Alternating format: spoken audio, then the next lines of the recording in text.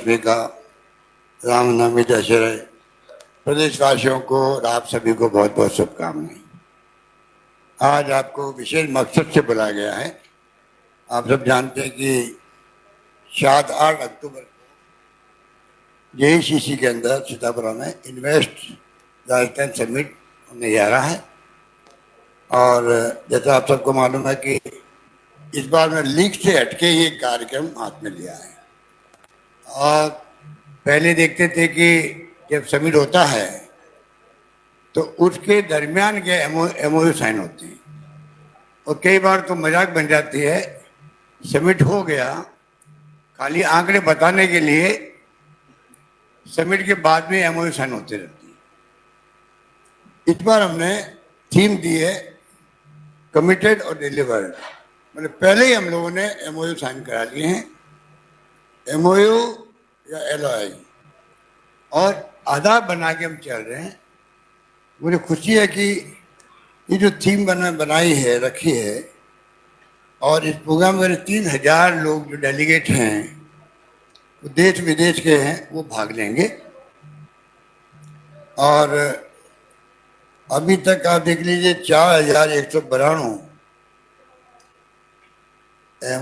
MOU और LOI sign हो चुके हैं, 4192, और लगभग 11 लाख करोड़ के लगभग इन्वेस्टमेंट आने की संभावना रहेगी। संभावना मैं इसलिए कह रहा हूं कि पहले मैंने देखा है गुजरात, वाइब्रेंट या अन्य राज्यों के अंदर, तो मुश्किल से वहाँ 15, 20, 25 से समझ लो, मुश्किल से जब पहुँच पाते हैं।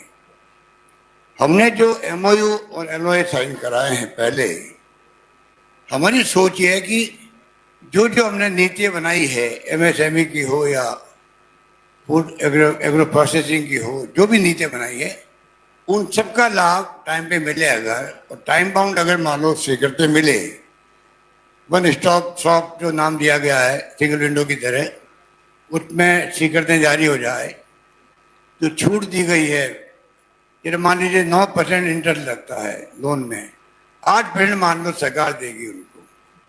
तो ऐसी जो जो योजनाएं हैं, तीसरा जो MSME जो एक्ट बनाया हमने सरकार बनते ही 2019 के अंदर, उसका लाभ भी मिलेगा छोटे उद्योगों को। बड़े उद्योगों के लिए, चाहे वो सोलर में आए चाहे किसी में आए, उनके लिए हम लोगों ने जो MOU साइन किए हैं, दिल्ली में अभी करीब 70,000 करोड़ के MOU साइन हुए थे। तो मैं आपको ये बताना चाहता हूँ कि इस बार सरकार ने नई पॉलिसी बनाई है कि पहले आप MOU साइन कराओ, और मेरे ख्याल से उसके कारण से 40% जो है, 40% स्वीकृति तो आपके 20% तो इन्वेस्टमेंट, और 40% जो नंबर है उसके अंदर आपको स्वीकृति भी, इम्प्लीमेंट भी हो गया है, और इम्प्लीमेंट अंडर इम्प्लीमेंटेशन है, और 520 परियोजना तो इम्प्लीमेंट हो गई है 6114 करोड़ की, और 1160 इकाइयाँ जो है वो अंडर इम्प्लीमेंटेशन है, वो होगी करीब 1,87,445 करोड़ की। इस प्रकार से जो एक रोजगार मिलेगा कुल मिलाकर के 2,10,320 का एस्टिमेट है। ये इस प्रकार से मैंने कहा आपको, इस बार हम लोगों ने तैयारी कर रखी। इसलिए पहले दिन जो है, पहले दिन जो होगा, उसके अंदर उद्घाटन समारोह के बाद में 5 अलग अलग सेक्टरल कॉन्क्लेव होंगे, जिसमें एक NRR, एक टूरिज्म का, एक स्टार्टअप के लिए, एक फ्यूचर रेडी सेक्टर के लिए, और एक एग्री बिजनेस के लिए। इस प्रकार से 5 सेक्टर को हमने चुना है। वैसे भी मैं आपको जो नोट दे रहा हूँ, एक पेज का भी दे रहा हूँ और इसको भी दे रहा हूँ जो डिटेल के अंदर, जिससे कि आपको अगले तीनों दिन जो है आसानी रहेगी कवरेज करने के अंदर भी, और आपको पूरी जो सरकारी योजना है उससे आप डिटेल में अवगत हो पाएंगे। ये मैं आपको निवेदन करना चाहता हूँ।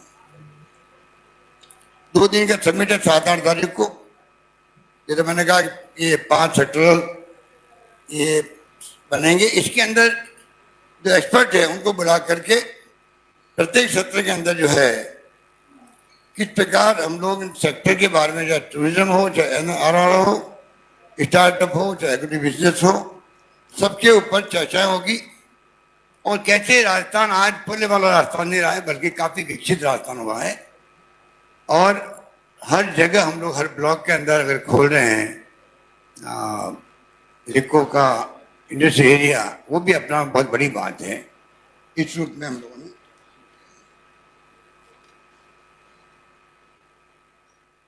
सेकेंड डे जो है, सेकेंड डे एमएसएमई कॉन्क्लेव आयोजित किया जाएगा 8 तारीख को। और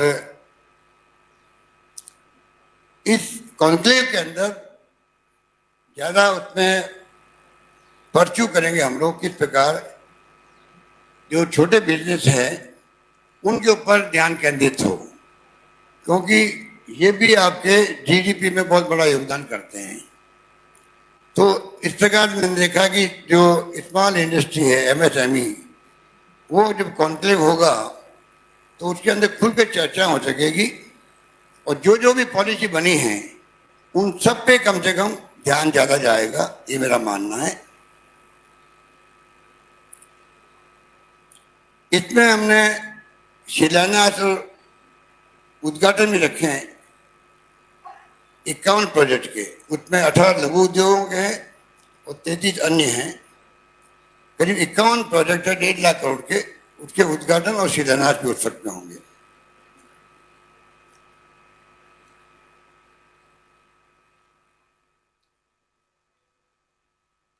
पहले वाले जो सेशन है उसमें मिस्टर एलन मित्तल भी आ रहे हैं, गौतम अडानी आ रहे हैं, सीके बिरला जी आ रहे हैं, पुनीत चटवाल जी आ रहे हैं, डॉक्टर परवीन सिन्हा टाटा पावर कंपनी के, कमल बाली वोल्वो ग्रुप के, Ajay Shriram DCM Shriram, Anil Agarwal Vedanta group, Shri B Santhanam Saint गोविंद और श्री संदीप पुरी, ऐसे कई इंडस्ट्रियलिस्ट है, वो सब यहाँ पर मौजूद रहेंगे आपके यहाँ पर।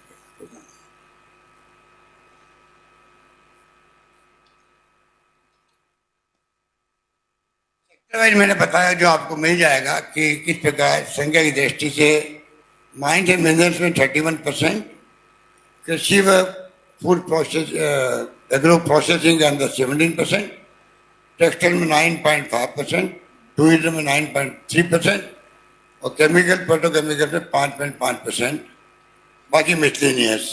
ये संख्या की दृष्टि से ये ब्रेकअप रखा हम लोगों ने, जिसकी संभावना बनी रहेगी। इन्वेस्टमेंट जो होगा उसमें मेजर सेक्टर में ऊर्जा जो है एनर्जी 57% है, केमिकल पेट्रोकेमिकल में 18.2%, टेक्सटाइल में 9.5%, पेट्रोलियम गैस के अंदर 5.9%, सीमेंट में 4.6% और टेक्सटाइल में 3.4%। इस प्रकार से इसको डिवाइड किया गया है। और बाकी जो हमने जो पॉलिसीज बनाई है उसमें राजस्थान निवेश प्रोत्साहन योजना आपको मालूम है 2019 से शुरू की गई है, रिप्स कहते हैं, बहुत पॉपुलर हुई है।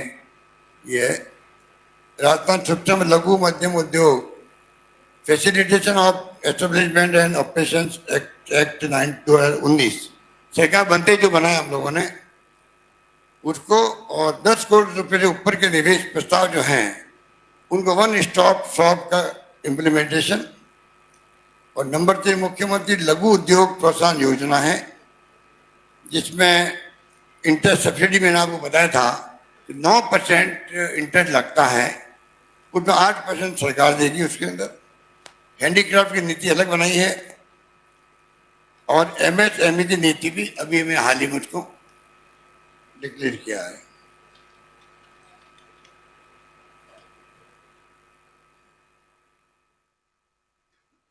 वो डिटेल में मुझे पता नहीं आ सकता, नहीं 3 साल तक निरीक्षण नहीं होगा, स्वीकृतियां मुक्त रहेगी एमएसएमई नीति के अंतर्गत, उसको मैं डिटेल में नहीं जाना चाहता। अभी जो हैंडीक्राफ्ट नीति लागू की गई है अभी हाल ही के अंदर, जो टेक्सटाइल है, मेटल वुड है, कारपेट, दरी, नबदा, ceramic, clay art, leather art और ज्वेलरी आदि, दस्तकारों को इसका लाभ मिलेगा। और इसका उद्देश्य है 5 वर्षों में कम से कम इस सेक्टर में 50,000 नए रोजगार भी उपलब्ध हो सकेंगे। इस नीति में जो आर्टिजन्स हैं उनको 3 लाख रुपए तक के ऋण पर इंटरेस्ट जो है वो सरकार वहन करेगी पूरा। हैंडीक्राफ्ट हैंडलूम जो डायरेक्टर बना है और उनके अंतर्गत जो हस्तशिल्पी हैं, हस्तकरघा बुनकर है, उनके लिए क्या भविष्य में प्लानिंग कर सकते हैं, वो उससे हमें आधार मिलेगा, सुझाव मिलेंगे तो हम आगे बढ़ पाएंगे। ये सेक्टर हमारे लिए राजस्थान बहुत बड़ा सेक्टर है। जयपुर में एक राज्य स्तरीय हस्तशिल्प म्यूजियम बनेगा और 13 जिलों में लघु हस्तशिल्प म्यूजियम बनाए जाएंगे। इसी प्रकार जो नीति लागू की गई एमएसएमई नीति अभी हाल ही के अंदर, क्योंकि करीब 30% जो है जीडीपी के अंदर उसमें एमएसएमई का योगदान रहता है, इसलिए उसको इसी रूप में हम इम्पोर्टेंस देना चाहते हैं। और नीति के अंदर रिसर्च डेवलपमेंट का काम भी है, ई बाजार की सुविधा है, क्लस्टर डेवलपमेंट है, सिक्योरिटी प्लानिंग है, रिस्क कवरेज आदि की उसमें प्रावधान किए गए हैं। इस प्रकार से जो प्रवासी है वो लघु और जो बड़े इंडस्ट्रियलिस्ट हैं, तीनों सेक्टरों को बराबर कैसे हम तरजीह दे सकें वो देखा जाएगा।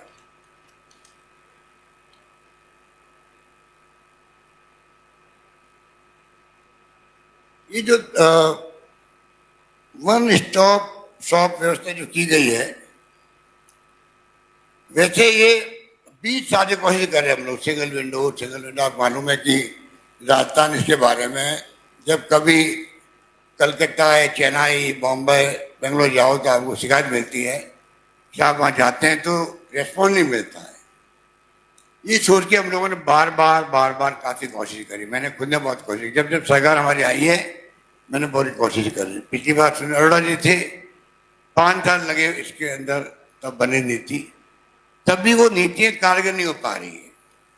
अब जो हमने सिंगल स्टॉप शॉप की व्यवस्था करी, 14 विभाग के अधिकारी एक साथ बैठते हैं और वो इसको इकाई को मंजूरी देते हैं। उसके बावजूद भी इसको मैं और ज़्यादा स्ट्रॉन्ग करना चाहता हूँ। इसमें मैंने अभी additional chief secretary Vinu Gupta ji को कहा है आप इसके लिए और ज़्यादा कैसे स्टडी करें जिससे कि हम ऐसा ट्रांसपेरेंट सिस्टम बना सकें पूरे देश के अंदर मैसेज जाए कि राजस्थान ने अपनी ऐसी नीति बनाई है। अब हम जाएंगे तो जो वेलकम होना वेलकम भी होगा, कंफर्टेबल फील करेंगे हम लोग, और सारी हमें जो स्वीकृति मिलनी टाइम पे मिलेगी और हम अपना अगला काम टाइम पे कर पाएंगे।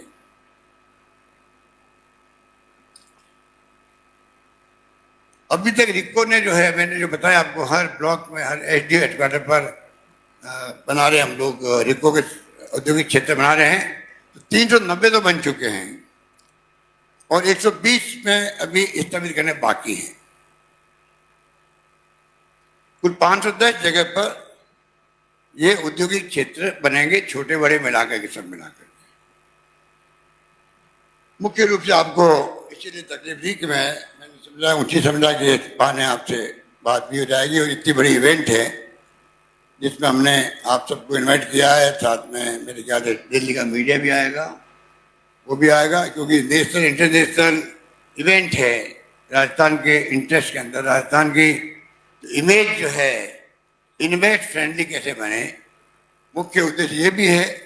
इन्वेस्टमेंट आएगा तो मैं समझता हूँ कि रोजगार जो है, हमने एस्टिमेट लगाया कि अगर ये पूरा हो जाए तो कहने ही क्या, फिर तो आप देख लीजिए कि 9 लाख तक के रोजगार मिल सकते हैं। पर मैं खुद मानता हूँ, मुझे स्वीकार करने में कोई संकोच नहीं है कि जहाँ जहाँ पूरे देश के अंदर जो राज्य हैं जो इन्वेस्टमेंट सबमिट करते हैं उनकी जानकारी हम लोगों ने प्राप्त करी है, तो वो मुश्किल से 20% 25% तक पहुँचते हैं। हम कोशिश करेंगे, हमने जो एडवांस प्लानिंग करी है जिसका मैंने कहा कमिटेड और डिलीवर्ड हो चुका है, इसलिए मैं उम्मीद करता हूं कि अगर ये मैसेज जाएगा, ये माहौल बनेगा, उसका लाभ आने वाले वक्त में राजस्थान के लोगों को मिलेगा। रोजगार में भी मिलेगा, रेवेन्यू बढ़ेगी राजस्थान की, तो हम लोग और सोशल सिक्योरिटी जो मेरी खुद की थीम है कि 21वीं सदी में हम पहुंच गए हैं, तो अब सोशल सिक्योरिटी में ध्यान देना चाहिए। कोई व्यक्ति तकलीफ में नहीं रहे, भूखा नहीं सोए, मेरा नारा है।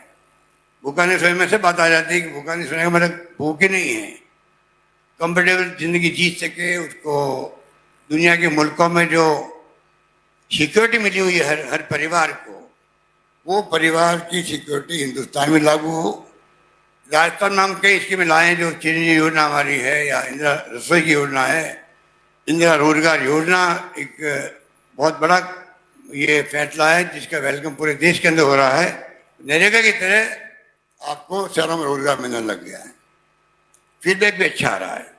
जो जो हम सोशल सिक्योरिटी स्कीम लेकर आए हैं, और प्रधानमंत्री मोदी जी से हम बार बार रिक्वेस्ट कर रहे हैं, योजनाएं जो यूनिक राजस्थान की है, चाहे ओपीएस भी क्यों नहीं है, वो भी मानवीय दृष्टिकोण से की गई है कर्मचारियों के लिए। आरजीएसएस क्यों नहीं है, आज कर्मचारियों को सीजीएसए की तरह जो भारत सरकार के कर्मचारियों को है, उसी ढंग से यहाँ के कर्मचारियों के लिए अब आराम हो गया है। उनको जो पहले तकलीफ आती थी, बिल पेच करो और कहीं पहले पेमेंट करो, फिर सब समाप्त हो गया है। तो तमाम फैसले हमारे क्रांतिकारी है। उसी रूप में हम चाहेंगे 4-5-6 फैसले ऐसे राजस्थान के अंदर है, ये उड़ान योजना भी है महिलाओं के लिए। ये तमाम योजनाएं पूरे मुल्क में लागू होना चाहिए, वक्त आ गया, ये हमारी मांग है। Thank you.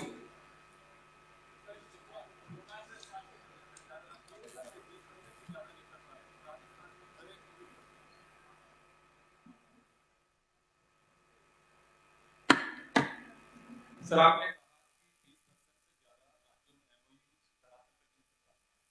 राजस्थान में कितनी उम्मीद करते थे? तो पहले तो सभी में काफी टाइम पे वसुंधरा जी के टाइम पे तो उनके कंक्लूजन में हम मान सकते हैं कि डबल या तीन कितना मार्क्स। ये तो मैंने कहा आपको, इस बार जो अप्रोच जो मैंने बताई आपको, वो अप्रोच पहले नहीं थी, उसमें इस अप्रोच राजनीति का फर्क है। अभी देखिए ना आप, अब इस इवेंट के अंदर कोई एमओयू साइन नहीं होंगे, कोई एलओआई जारी नहीं होगा, जो होना पहले हो रहा है। और हम लोग कस्टमाइज पैकेज देना है, अभी कल ही हमने मीटिंग करी, आप लोगों ने मीडिया में दिया भी है, कल भी मीटिंग करके हमने जो प्रस्ताव है 33 प्रस्ताव लिए हैं, 1.5 लाख करोड़ के प्रोजेक्ट कल हमने क्लियर किए हैं। तो तमाम काम जो है इस बार पहले ही हो रहे हैं, और 33 प्रोजेक्ट, 37 प्रोजेक्ट थे। तो इस बार हम लोग प्लानिंग से चल रहे, जिससे कि वो भी कंफर्टेबल फील करें राजस्थान के अंदर, हम लोग ऑफर करने की स्थिति में रहे उनको। तो मैं उम्मीद करता हूं कि इस बार फर्क पड़ेगा। सर इसमें मुख्यमंत्री कार्यालय लेवल पर फॉलो चलेगा, जितने भी एमओयू एलओआई साइन हुए हैं तो वो इम्प्लीमेंट हो जाए, वो इम्प्लीमेंट करने के लिए फॉलो अप एक्शन। तो डिपार्टमेंट इंडस्ट्रियल डिपार्टमेंट सक्षम है, हम लोगों से संयुक्त में रहती रहता है, रिव्यू मीटिंग चलती रहती है। पर दिमाग में रखें कि ये जो अब जो स्थिति बनी है, और कोरोना के बाद में स्थिति और बदल गई है। अब फॉर्चुनेटली देश के अंदर दुनिया का इन्वेस्टमेंट भी आ रहा है, और जा भी रहा है। लोग 9 लाख से अधिक लोग जा चुके हैं देश से, देश छोड़ के जा चुके हैं। 9,30,000 ऐसा कुछ फिगर पार्लियामेंट में शायद आवे थे। तो ये एक स्थिति है। हम चाहते हैं कि राजस्थान वो राज्य रहे जहाँ लेबर अनरेस्ट नहीं है, एनवायरनमेंट की दृष्टि से भी ठीक है, लॉ एंड ऑर्डर भी स्थिति ठीक है।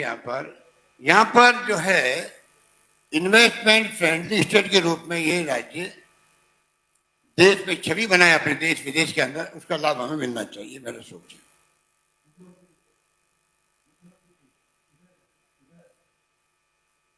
हाथ खड़े कर दो भाई, ठीक, ओके।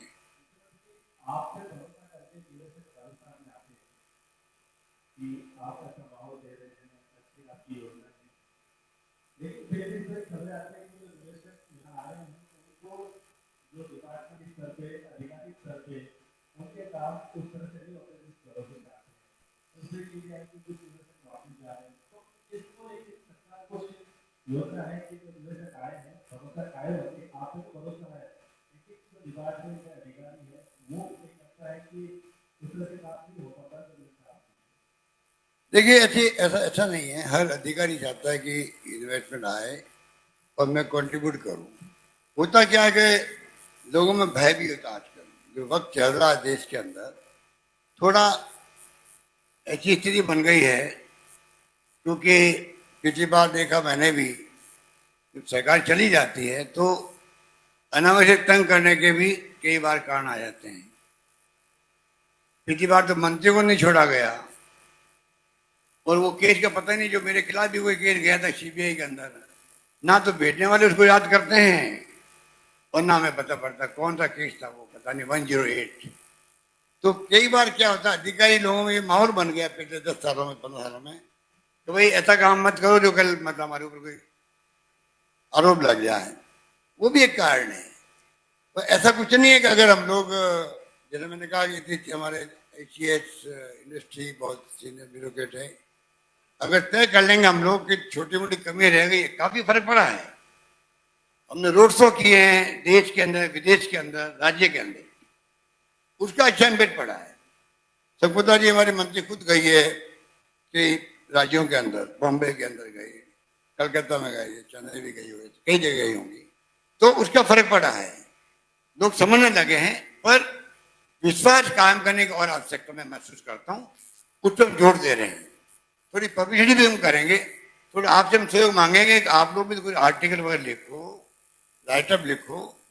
आप तो खाली बस न्यूज देते हो खाली। आपका जो पावर, आपके पास बहुत बड़ी पावर है, चौथा स्तंभ है। और मैं हमेशा कहता हूं कि आप लोग जो जमात के हो और हम लोग जिस जमात के हैं उसमें ज्यादा फर्क नहीं है। क्योंकि आप लोग भी एक प्रकार से पब्लिक लाइफ बिताते हो, घर बार छोड़ करके, और सामाजिक सरोकार निभाते हो लिख करके, और क्या चाहिए। तो अलग अलग काम है, पर आप लोगों के भी चौथा स्तंभ इसे लिखा जाता है।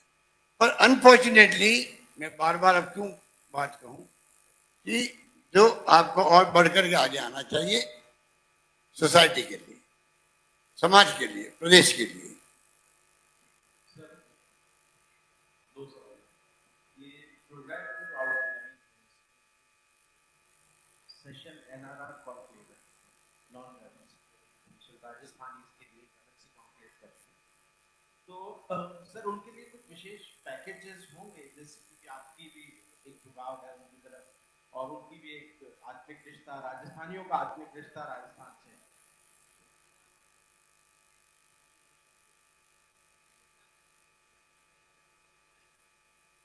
और दूसरा नहीं, मैंने पता कर दिया। एनआरआर की जो पहली बार हम लोग अगर रखा हमने सेक्टरल डिस्कशन के अंदर, इसका मतलब है कि एक पॉलिसी बनेगी, उसमें कोई आप इशारा वो दीजिएगा जिससे कि हम उसको समावेश कर सकें। क्योंकि एनआरआर को भी पूछना पड़ेगा हम लोगों को। हम लोग के कोरोना के अंदर भी, बाद में भी कई बार हम लोग वीडियो ऑनलाइन बातचीत करते हैं। तो मैं उम्मीद करता हूं कि जो आपकी भावना अच्छी है, उसमें हम लोग विचार विमर्श करके पॉलिसी लाएंगे। दूसरा सर, एक राजस्थान हैंडीक्राफ्ट्स को लेकर जाना जाता है पूरी दुनिया भर मतलब पॉलिसी से बन रही है, जी और सीएस कह रही तैयारी भी हो गई हमारी। जी। इसमें सबमिट के अंदर हम उसको लॉन्च कर देंगे। तो पहले आप क्यों पूछ रहे हो, 2 दिन इंतजार कर लीजिए उसके लिए। सर एक सवाल और है, ये हैंडीक्राफ्ट्स एक्सपोर्ट के लिए राजस्थान दुनिया भर में जाना जाता है, लेकिन आजकल सर एग्रो प्रोडक्ट्स के ऊपर बहुत बड़ा फोकस है, प्राइम मिनिस्टर का भी काफी फोकस है, गुजरात एक बड़े हब के रूप में देखा जा रहा है। और फॉर्चुनेटली एग्रो बिजनेस कॉन्क्लेव आप कर रहे हैं इसके ऊपर, तो राजस्थान को कैसे एग्रो प्रोडक्ट्स के हब पे डेवलप किया जाए, उसके लिए कुछ विशेष देखिए, एग्रो के लिए पॉलिसी बनी, एग्रो प्रोसेसिंग की है, उसमें हमने कई छूट दी थी, किसानों को भी दी और इंडस्ट्री को भी दी है। अनफॉर्चुनेटली जितनी मार्केटिंग होनी चाहिए, वो मार्केटिंग आपको भी करनी चाहिए, हम भी करें। क्योंकि अगर एक किसान तक या एक उद्यमी तक बात नहीं पहुंचती है, इसमें 2-2 करोड़ तक की सब्सिडी उसके अंदर, पर जानकारी का अभाव, एक्सपोर्ट जो करता है उनको सब्सिडी मिलती है, पर उसके बारे में मैं खुद महसूस करता हूँ जितने लोग आगे आना चाहिए वो आ नहीं पा रहे। तो हमारा प्रयास है कि कैसे इसको आगे बढ़ाएं। ठीक है, अच्छा बोलिए।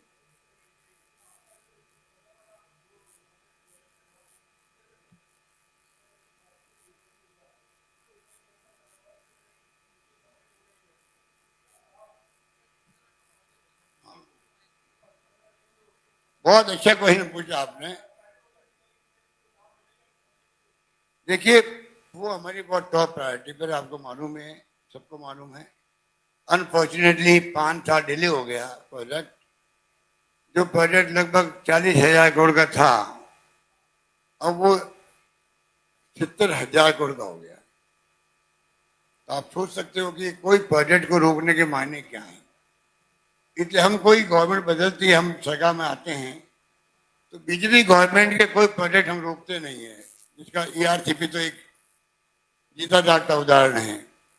और लोकतंत्र में सरकार बदलती रहती है, पर प्रोजेक्ट रुकेंगे तो एस्केलेशन होगा, प्राइस बढ़ेगी और पब्लिक को नुकसान होगा, जो आपने बताया है। अब बात रही पेट्रोकेमिकल कॉम्प्लेक्स की, उसका काम हम साइमल्टेनियसली शुरू कर रहे हैं। मेरे ख्याल एरिया कितना है? नहीं, वो जो एरिया कितना है, 383 स्क्वायर किलोमीटर पे वो बनेगा। पर्यावरण स्वीकृति मिल गई है, काम चल रहा है और भारत सरकार पे गया हुआ है। भारत सरकार से परमिशन लेनी पड़ती है पेट्रोकेमिकल कॉम्प्लेक्स के लिए। वो प्रक्रिया अभी तक चल रही है, अभी तक हमें मिली नहीं है। हम लोग चाहते हैं जल्दी हमें मिल जाए, हमारी मांग रहेगी प्रधानमंत्री जी से। सर, पत्र लिखा भी है हम लोगों ने। हम चाहेंगे कि जल्दी वो, मतलब हम कई बार रिक्वेस्ट कर चुके हैं, वो पर्यावरण स्वीकृति के अलावा भी ऐसा जब कंप्लेंट बनता है, क्योंकि एचपीसीएल भारत सरकार की कंपनी है, तो उनकी ड्यूटी है कि वो जल्दी, अगर जितना जल्दी स्वीकृत करेंगे उतना जल्दी स्टेट गवर्नमेंट को बड़ा काम है करना, इंफ्रास्ट्रक्चर डेवलपमेंट करना होगा, सड़कें वड़कें, पानी बिजली सब पहुंचाना होगा, तब जाके इंडस्ट्री आ पाएगी ना। पर फ्यूचर के अंदर बहुत बड़ा काम होगा, क्योंकि प्लास्टिक आधारित मेरे ख्याल से 100, 150, 200 तरह के आइटम बनते हैं उसके अंदर। किसे कहते हैं 200 तरह का आइटम बनना, और उसके लिए कितने उद्योग छोटे मोटे आएंगे, बाहर के नौजवान जाएंगे वहां पर, तो एक तस्वीर बदल जाएगी पूरे उस एरिया की। तो हम लोग उसमें लगे हुए हैं।